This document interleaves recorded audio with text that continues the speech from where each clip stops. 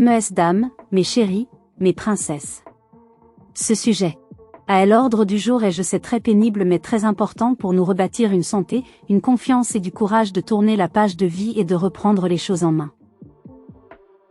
Combien de fois, dans nos vies, nous avons une copine ou des amis qui, au lieu de nous aider dans les moments parfois complexes de notre vie, préfèrent nous voir couler ou nous détruire sans lever le petit doigt pour nous aider. Ou encore nous détourner de la bonne voie à son profit et au détriment de mes propres valeurs. La parole de Dieu dit dans 1 Corinthiens 15, 33-34. Ne vous y trompez pas, les mauvaises compagnies corrompent les bonnes mœurs. Revenez à votre bon sens, comme il convient, et ne péchez pas, car certains d'entre vous ne connaissent pas Dieu, je le dis à votre honte. Je me demande si aujourd'hui, nous pouvons encore trouver des amitiés véritables au travail, à l'église ou pourquoi pas au quartier. N'est-ce pas vrai que l'on reconnaît les vrais amis lorsque tout va mal dans notre vie ? Aussi, ma chérie, il y a des signes qui ne trompent pas, si votre ami est toujours là juste pour votre argent, pour les sorties, le shopping, et pour des choses sans lendemain, je pense qu'il est temps de te poser la vraie question, ça sert à quoi d'être avec cette personne ? Surtout n'oublie pas de mettre un pouce bleu, de commenter et de t'abonner sur notre page YouTube et Facebook Les Confidences d'Emma Ndunga. Et surtout de partager massivement cette vidéo autour de toi. C'est parti. Voici 3 solutions miracles pour mettre fin à une amitié toxique. 1. Prendre la résolution de mettre clairement fin à la relation. Reconnaissez la vérité sur la relation. Pour se défaire d'une personne toxique, la première étape sera de reconnaître la relation pour ce qu'elle est. Toxique et sans lendemain. A. Réfléchissez à ce que vous apporte la relation. B. Acceptez que vous ne puissiez pas le ou la faire changer d'avis.